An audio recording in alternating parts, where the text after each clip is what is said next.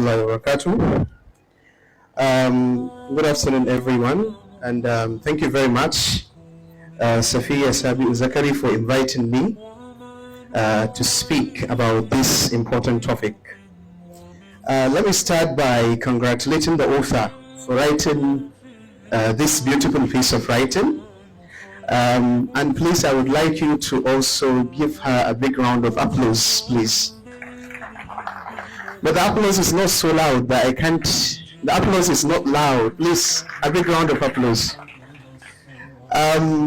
Frankly speaking, when I first entered the venue, the first thing that captured my mind was like the venue first, and then the audience, the attendance, and the calmness, the peace that exists in the setting. And when I glanced at the book written by the author, I felt hypnotized and at the same time impressed by the fact that the book has been well written. We can see how it is well decorated, the cover, the pages, the writing style, and everything. Beautiful. Allah subhanahu wa ta'ala ya sanya albarka. Kuma ina fatan a matsayin mu na mahalarta, we will try our best to see that we read this insightful piece of writing, because I'm sure that it has all the medicines that you have been looking for.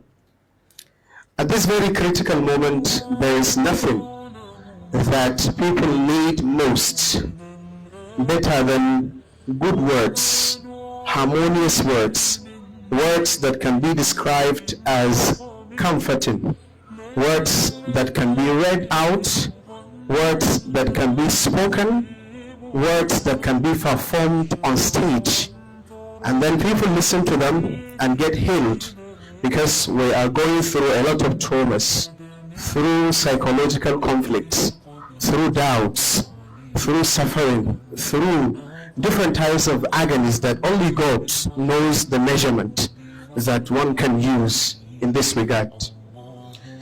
So at this very critical moment, you need writers to come out and write words that can sometimes inspire, sometimes motivate, and sometimes attempt giving solutions to the problems that people go through. And what is more beautiful about these poems, reflections on trusting what is made for you, is that the author has tried her best to see that she quoted from the Holy Quran and from a hadith of the Prophet and from other beautiful sources. This is quite impressive. Quran heals, a hadith of the Prophet heal. We all know that. Our belief is always advocating for that. When you are lost, when you don't know where to go next, when you go back to the Quran, when you go back to a hadith, you can quickly find ways of solving different problems. And then she also gave things that can be in form of du'as and so on.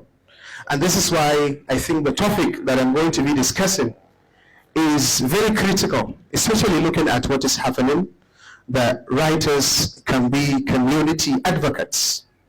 When we say advocacy, I think we're not talking about only the people that we see going out doing community services, like health practitioners, like, for example, barristers, lawmakers, and so on. Advocacy is much more than that. There are silent leaders who have been leading people to the right path, who have been solving problems of people and others. Akwai wani lokaci a baya kamar shekara 3 ko 4 sanda ne establishing din book club dina mai suna Abdurrabbi book club.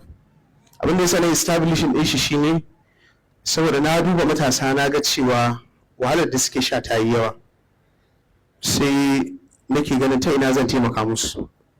So ni ban da kuɗi ballantana in ba su in ce su je su kama sana'a, sannan ba ni da tarin ilimi da zan zo in ce musu ga hanyar da za su bi su yi kuɗi ko su samu aikin yi.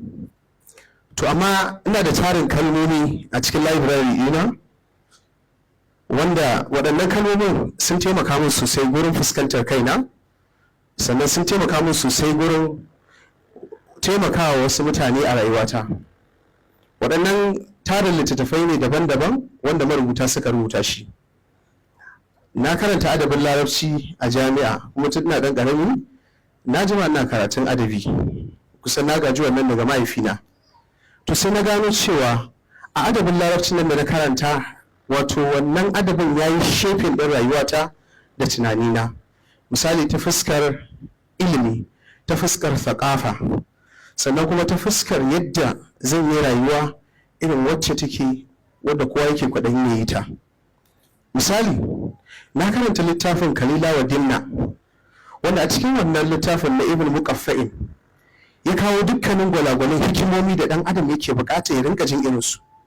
A cikin wannan littafin ne na karanta wata magana ta Sayyidina Ali da yake cewa shi zance idan har baka fidda shi ba, so you have a control over it. Duk zancen da baka faɗe shi ba, to zaka iya saita shi, zaka iya sarrafa shi. Amma duk zancen da ka riga ka faɗe shi, to is subject to interpretation. Kowa zai fahimce shi yadda ya fahimce shi. Da na ƙara girma, na zo jami'a bayan na gama digiri na farko, sai na fara aiki da gidan talabijin da rediyo na BUK. Shiga ta Faculty of Communication sai sa na ƙara bincike akan ta yaya ɗan adam zai koyi yadda zai rinka isar da saƙonsa ba tare da tashin hankali ba ko rigima da sauransu. Wani abin da na karanta a cikin Kalila wa Dimna na magana Sayyidina Ali, sai gashi sai na ga a communication ma suna magana cewa duk sanda public speaker ya zo gabatar da maƙala, so it is subject to interpretation. Wannan zai fahimce ta a daidai, wani zai fahimce ta a baibai, wani zai fahimce ta a matsayin magani, wani kuma a matsayin famin ciwo.